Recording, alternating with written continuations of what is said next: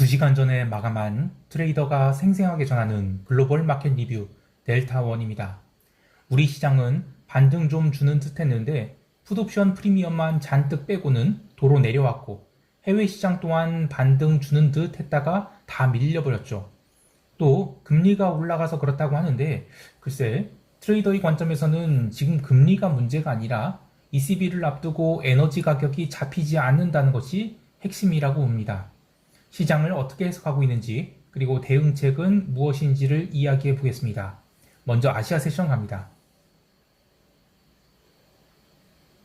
화요일에 마감한 미국 증시는 현물만큼은 종가 고가로 마감했으나 선물은 그 뒤에 빠졌죠. 그래서 결국에는 박스권 수렴 중이라고 봅니다. 그리고 이런 날은 높은 확률로 갭 상승 시 매도를 하는 것이 원칙인데 의외로 우리 시장은 갭 상승 폭이 지나치게 낮았습니다. 물론 개장과 함께 외국인이 선물 매수가 꾸준히 들어오긴 했지만 현물은 매도가 나왔고 그것도 초반 30분 동안 1000억 가까이 매도가 나오면서 오늘도 상승이 막히는 것인가 하는 우려를 낳게 했습니다. 결국 9시 30분에 당일 갭상승이 나온 시가선까지 다시 깰 정도 급락이 나왔는데 그런데 옵션 변동성은 전혀 살아나지 않았어요. 결국 345.5선은 지켜내게 되자 그 다음부터는 11시 45분까지 변동성 매도로 시장이 올라가기 시작했고요. 나름 장중 바닥을 확인했다고 판단한 기관들은 현물 비차익 매수도 조심스럽게 담기 시작했습니다. 오전장이 반등해 선물 베이시스가 일시적으로 좋아지기도 했습니다. 그런데 지금은 쿼드러플 만기죠. 그것도 만기를 하루 앞둔 날이죠. 선물 6월, 9월 스프레드가 개선이 되어야만 진정한 상승 전환이라고 할 수 있는데 아쉽게도 선물 스프레드는 전혀 개선되지 않았습니다. 특히 348포인트에 근접하는 상승이 나오는데도 변동성만 들이다 주게 될 뿐 콜옵션 매도의 환매가 적극적으로 나타나거나 또는 풋옵션 신규 매도가 강화되는 흐름은 나타나지 않았죠. 결국 시장은 11시 45분을 기점으로 뒤집히게 되는데 시장이 뒤집힐 때 누가 선물을 강하게 매도로 돌려서 하락한 것이 아니라 선물 스프레드 개선이 이루어지지 않는 상태에서 외국인이 현물 매도를 강화하자 시장이 눌리게 된 것입니다. 결국 어제까지만 해도 마이너스 0.15포인트대에서 움직이던 선물 스프레드는 오후에는 마이너스 0.25포인트까지 밀려났는데 문제는 내일이 만기인 상태에서 아직도 롤오버를 해야 될 물량이 11만 계약이나 남아있어요.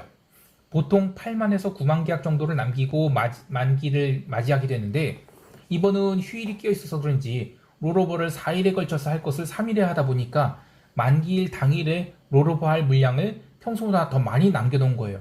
근데 이 이야기는 웬만한 매수세로는 선물 스프레드 개선이 일어나기 어렵고 만기일까지 계속 상단이 제한될 가능성이 높다라는 것을 보여줍니다. 외국인들은 장중에 7천 계약이 넘는 선물 매수를 했지만 시장을 들어올린 데는 실패했고 전일 매도의 청산에 선물 스프레드 매도 롤오버로 하루를 보냈다 이렇게 할 수 있어요. 하루 종일 소극적인 흐름을 보인 덕에 변동성은 종가 저가로 처박혔고 차월물 옵션 또한 양매도가 골고루 쌓이면서 방향성 타진이 어렵게 되었습니다. 옵션 시장을 보면 350에서 345의 아주 좁은 박스에서 하루 종일 움직일 가능성이 큰데 선물 롤오버가 매도 쪽으로 치우칠 가능성이 있기 때문에 345 풋옵션이 환매 여부가 시장의 방향성을 결정한 것으로 봅니다. 기본적으로는 아래 방향으로 열려 있다고 보지만 추격 매매는 불편할 장이 될 것을 보는데 개인들이 콜옵션 매수 물타기한 구간이 355부터 350까지예요. 그래서 웬만해서는 그쪽까지 상승은 거의 불가능이라고 보고 굳이 상승이 나온다고 하면 342 공방을 벌이면서 이 최대한 싸게 342 콜옵션을 매수할 기회를 줬다가 오후장에 시장을 들어올려서 345선으로 마감시키는 이런 지루한 박스장이 되지 않을까 이렇게 보고 있습니다. 자, 근데 반대로 초반에 빠른 반등이 나온다 하더라도 348선을 넘기기는 대단히 어려워 보입니다. 저는 만기주에 당월물 옵션 거래를 하지 않기 때문에 기존 차월물 양매도에 하방 해지 포지션을 그대로 유지하면서 콜옵션 매도를 좀 더 보충해서 일단은 이번 만기까지는 위쪽은 좀 쉽지 않겠다 이렇게 보고 대응할 계획입니다. 자, 여기까지 하고 유럽 세션 넘어갈게요.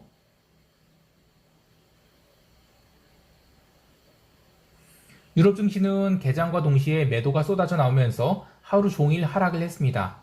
증시 하락에 대해 뉴스플로우로는 인플레이션과 성장 둔화에 대한 우려가 지속돼서 하락을 했다고 하는데 사실 그 전까지만 해도 바이더 딥이 계속 시장을 지배하면서 끌어올렸었죠. 그래서 이 트레이더 입장에서 보면 전일 미국 증시 강한 상승 반전이 유럽 시장을 끌어올렸고 이후 전산장에서 유럽 지수 선물을 더 당겼죠. 그래서 현물이 나름 과도하게 갭상승이 나오자 22도 하루 앞뒀는데 감사합니다 하고 차익 실현 매도가 나왔다. 이 정도로 보는 거예요.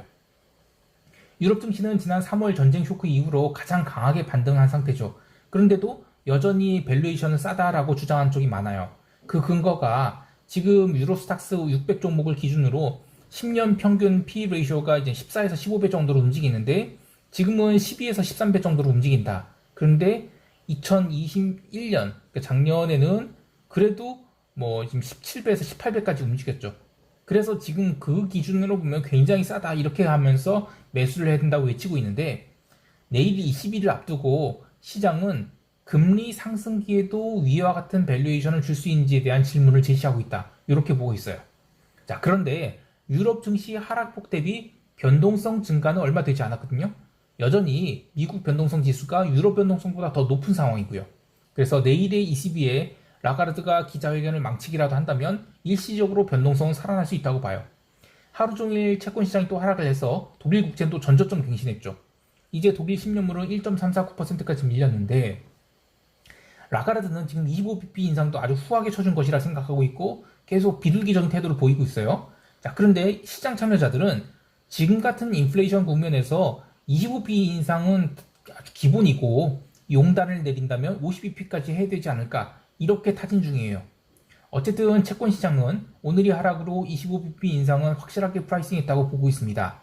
혹시라도 50bp 이야기가 나온다 그러면 여기서 더 부러질 수 있겠죠. 근데 그렇지 않다고 하면 단기적으로 채권 시장은 또 급반등이 나오지 않을까 합니다.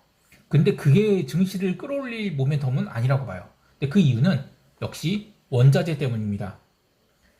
어제 기름값은 드디어 이제 브렌트 기준 123달러를 넘겨서 124달러 코앞에까지 도착했는데 유럽 세션 내내 등락을 거듭하던 기름값은 EIA 원유 재고 발표를 앞두고 눌림이 있었어요. 이 수요일 새벽에 발표된 API 원유 재고가 140만 배럴대 증가가 나왔죠. 그래서 이거 120달러 이상은 쉽지 않은 거 아니냐 이런 신호를 주었는데 이게 EIA 원유 재고 발표를 앞두고 눌림을 주는 동력으로 작용했다고 봐요. 그런데 23시 30분 EIA 원유 재고가 200만 배럴 증가로 나왔음에도 불구하고 여전히 쿠싱 지역의 원유 재고는 감소한 것으로 나오면서 기름은 119.4달러 텍사스 기준 여기서 강하게 위로 턴하기 시작합니다. 이때 트레이딩을 하시는 분들이 조금 당황할 수 있어요. 이게 뭐냐면 재고 증가가 나왔는데 왜 올라 시장이? 이럴 때는 늘 시장이 옳습니다. 특히 증가가 나왔는데도 시장이 더 이상 밀리지 않고 빠르게 반등한다? 그러면 그날은 아주 기름 폭등한다는 것이 공식이에요.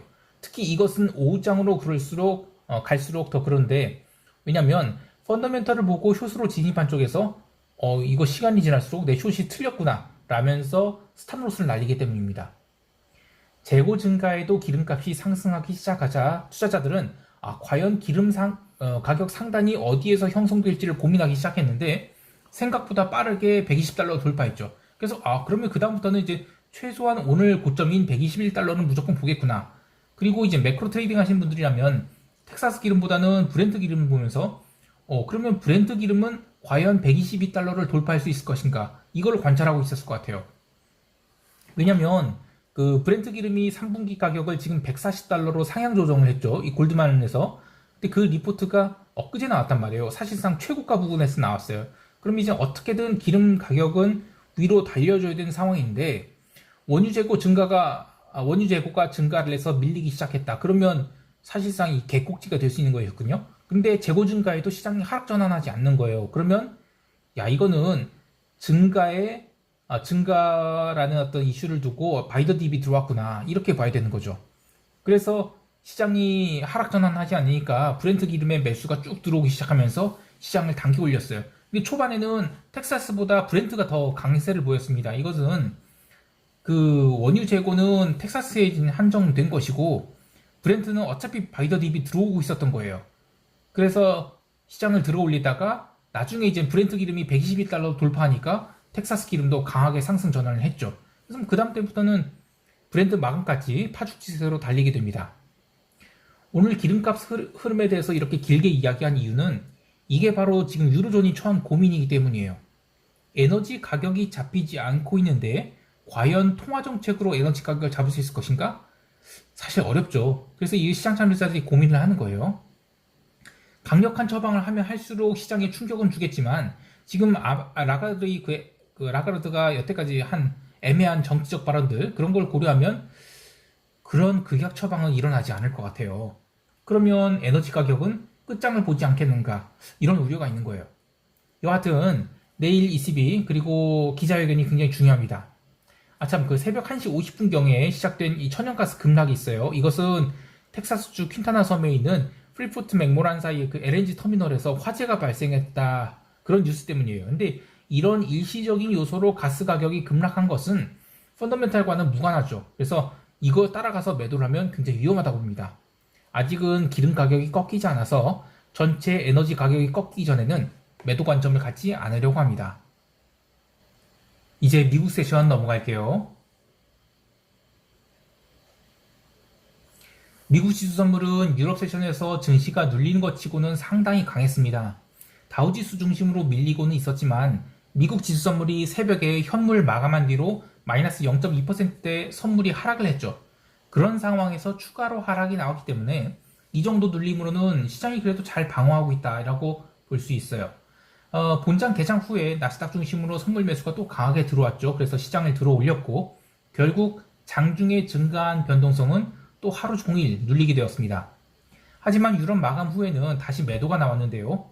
공격적인 매도가 나온 것이 아닌 점진적인 눌림이 나왔고 이것이 오전장에 매수 들어온 포지션을 스탑로스 시키면서 당일 시가선 이하로 밀어내게 됐지만 그게 시세의 전부였어요. 미국 증시가 밀리게 된 것은 역시 에너지 가격이 통제되지 않고 있어서라고 볼 수 있는데요. 금리가 올라서 미국 증시가 밀렸다고 이야기할 수 없는 이유는 이미 개장 전에 10년물이 3%를 터치한 상태였어요. 그리고 본장 개장 후에는 다시 3% 안쪽으로 들어가려다가 실패를 했지만 그렇다고 더 밀리지도 않은 어중간한 상태로 끝났죠. 그러니까 금리는 여전히 문제가 아니라는 겁니다. 그보다는 유럽 마감 후에도 에너지 가격이 계속 달리면서 이거 유럽이 웬만한 긴축 처방으로는 인플레이션을 때려잡을 수 없을 것이고 그렇다면 유로존 채권 급락이 결국에는 미국채도 끌어내리지 않겠는가 이런 우려로 밀렸다라고 봐요. 그러나 딱 밀릴 수준만 밀렸고 또 변동성은 살리지 않았어요. 지금 지수 변동성이 산란하지 않은 상태에서 지수가 수렴을 하다 보면 일시적으로는 변동성이 튈 수 있겠는데 방향성이 어디로 나올 것인지 관건이죠. 근데 어떤 방향이 나오든 지금은 추세 방향보다는 아직은 일시적인 흐름이 나올 것이다 이렇게 보고 있어요. 여전히 상단은 막혀 있고 또 하락이 나온다 해도 나스닥 기준 12,000포인트 초반에서는 재차 매수세가 들어올 수 있다고 보는데요. 유럽 증시도 여전히 대기 매수세가 살아있고 무엇보다도 시장에서 지금 달리 나올 수 있는 악재가 없어요. 굳이 악재라고 하면 투자자들이 기대값 이상으로 시장이 반등을 지속을 했죠. 그래서 일부 투자자들은 시장이 좀 비싸다라고 보는 것이 악재라면 악재인 것 같아요. 자, 그런데 투자 심리가 살아있을 때는 악재를 넘어서는 상승이 나오지만 지금처럼 투자자들이 불안해하고 있을 때는 작은 재료로도 시장이 눌림을 겪게 됩니다. 그래서 박스권 장세가 만들어지는 것이에요. 그래서 지금 눌림이 나온 것은 저는 자연스러운 일이라고 보고 눌림이 나올 때는 트레이딩 바이로 접근하는 것 나쁘지 않다고 봅니다. 개별 종목에서는 테슬라가 장 초반에 상승을 주도했습니다. 하지만 인텔이 갭다운으로 처맞기 시작했고 이후 AMD, 나중에는 마이크론까지 하락을 하면서 시장을 끌어내렸어요. 인텔이 하락에 대해 위크닝 디맨드 이런 이야기가 나오고 있는데 이 소비자 수요뿐만 아니라 기업 수요도 감소할 것이라고 하면서 시장을 끌어내렸죠. 이거 좋지 않은 소식이에요. 결국 인텔은 이번 반등을 가장 짧게 마무리한 셈이고 이것은 우리 증시에도 악영향을 미칠 것으로 봅니다. 그 외에 금융주도 골고루 눌렸어요. 이 고점권에서 시세가 치고 나가지 못하고 계속 얻어맞는 것은 이번 반등 사이클이 마무리되었을지도 모른다는 생각을 하게 합니다. 여하튼 22 전까지는 방향성이 확실하게 잡히지 않는다고 보고 소극적으로 대응할 계획입니다. 자, 이제 시장 총평하면서 대응 전략 이야기할게요.